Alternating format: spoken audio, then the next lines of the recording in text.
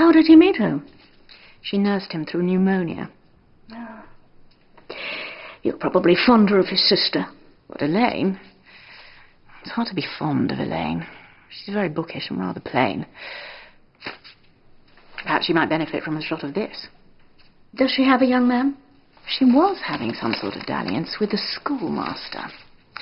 But her father discovered he had communistic tendencies and soon put a stop to it. She didn't stand up to him. Oh, she would have done. But her red lover's ardour cooled when he realized there'd be no money in it. Now the old man's out of the way, however, the passion is rekindled. I believe he arrived at the Golf Hotel the day after Mr. Fortescue's death. The day after? So Miss Fortescue said. But then words come cheap, don't they, Miss Marple? Dear me, Miss Dove. Your cynicism belies your years. Take no notice of me. I'm a malicious creature.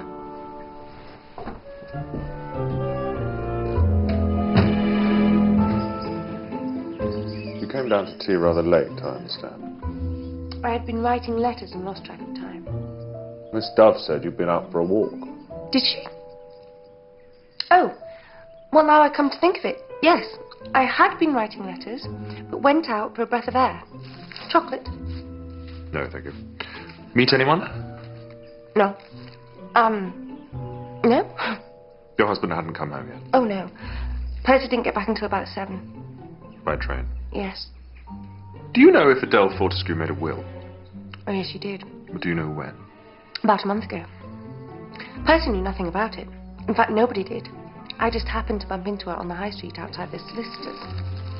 She said she had no intention of using the family solicitor because she didn't want everyone knowing her business. I didn't particularly care for her. Rather common, I thought. But now she's dead, well, it's also very dreadful, isn't it?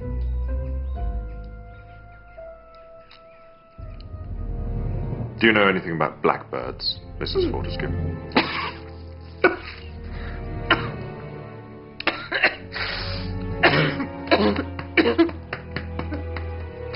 Thank you. Thank you. Do you, Mrs. Fortescue? Blackbirds, Inspector? What kind of blackbirds? The usual, I suppose. Ones that flutter around and twitter away. Or lie stone cold dead. Ring any bells? Perhaps you're referring to the ones in the pie. Or the ones in Mr. Fortescue's study. Silly prank, that's all it was. He was furious. He thought there might be strangers about. Strangers? That's what he said.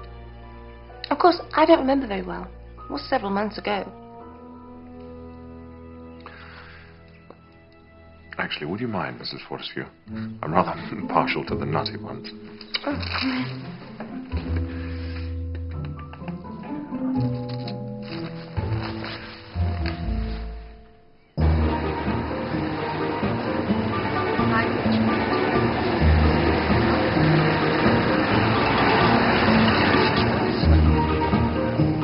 When Rex Fortescue died, his wife inherited £100,000, a sum the firm could ill afford. So Mr. Fortescue didn't leave the business in a healthy state? Between ourselves, Inspector, it's heading straight for the rocks, and has been for the last 18 months. Any particular reason? Because he was behaving like a lunatic, selling good stock here, buying speculative stuff there. He just wouldn't listen to reason. He was driving Percival up the wall. In fact, he was desperate for him to see a doctor, but Fortescue wouldn't hear of it. I don't need a bloody doctor. Then maybe you need a bit of a break. Bit of a break. I don't need a bloody break. I don't need you treating me like a bloody moron. Percival suspected, you see, that his father was suffering from a form of dementia. Pick's disease, he called it. I think his grandfather suffered from something similar. I'd say it was a bit of luck all round that the old chap kicked the bucket when he did. 3 murders. Extraordinary. So Adele Fortescue did have something to leave? Oh, no, Inspector. There was a clause in the will saying that she'd only inherit if she survived her husband by 1 month. Which, tragically, she didn't. So tell me, what happens to the money? It goes back to the residuary legatee. Percival Fortescue.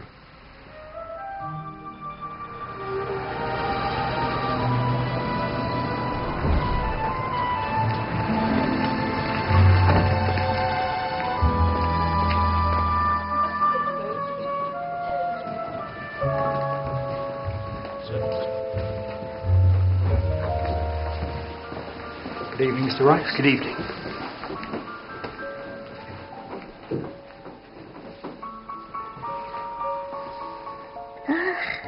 Pinewood. I expect you'll miss her very much. Yes, we were good friends. She phoned you, I believe, on the afternoon of her death. If you say so, Inspector.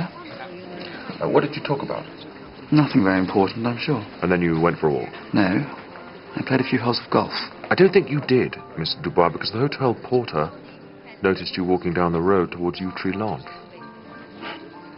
And if you already know, why do you ask? Did you see Mrs. Fortescue? I didn't go near the house. I think you'd better make a statement, Mr. Dubois. Of course, you'll be quite within your rights to have a solicitor present. Are you threatening me? No, Mr. Dubois. We're not allowed to do that sort of thing. I had nothing to do with it. And why were you seen outside the house at about 4:30? I didn't go inside. You sure of that? You didn't go in through the side door and up to Mrs. Fortescue's sitting room? And are you sure you weren't looking for something in her desk? You've got them, haven't you? Strictly speaking, no. Your letters to Mrs. Fortescue were taken from her bureau by my sergeant and passed on to the yard for possible evidence. I told her to burn them. You were good friends, as you say. Very, very good friends. Well, that doesn't mean we bumped off Rex. Not necessarily, but it might suggest that you encouraged her or provided her with a motive. You can't make a case against me. She made a will, you know. Left everything to you. I don't want her money. Just as well, because there isn't much. No, but I thought her husband had left her with... Did you, now? I was wondering if you knew. Yes, according to her solicitor, she didn't have much to leave, but since her husband's death... That's all changed, hasn't it, Mr. Dubois?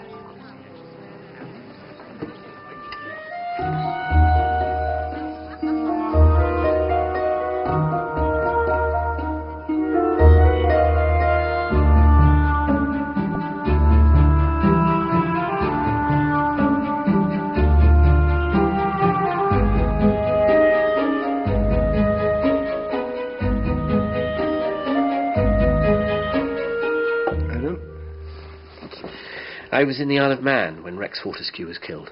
Such a terrible tragedy. Yes. And you arrived shortly afterwards. Elaine sent for me. No doubt in need of a comforting shoulder to cry on. I suppose so. You were engaged, weren't you, Mr. Wright? Yes, we were. You would appear to be well suited. Her father didn't think so. He threatened to disinherit her if the marriage went ahead. So I naturally broke off the engagement. Oh, how very selfless. I was victimized for my political opinions, Miss Marple. Oh, dear. Still, every cloud, as they say. What do you mean? Well, surely the marriage can now go ahead with the inheritance still intact. The money, Miss Marple, will be used for the benefit of the community. Oh, admirable, Mr. Wright, quite admirable. Tell me, did you see or hear anything when you were in the vicinity of Yew Tree Lodge that afternoon? Well, what makes you think I was in the vicinity? Because I thought you left the hotel at 4:15 and walked in that direction. The hotel receptionist just happened to mention it. Well, I was going to go to the house, but I just went for a stroll instead. Well, now that is strange. Is it?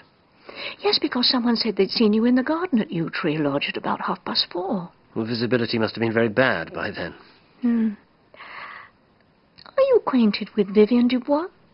Why do you ask? Because he was also out for a stroll that afternoon. I must say, you must all have been feeling very energetic.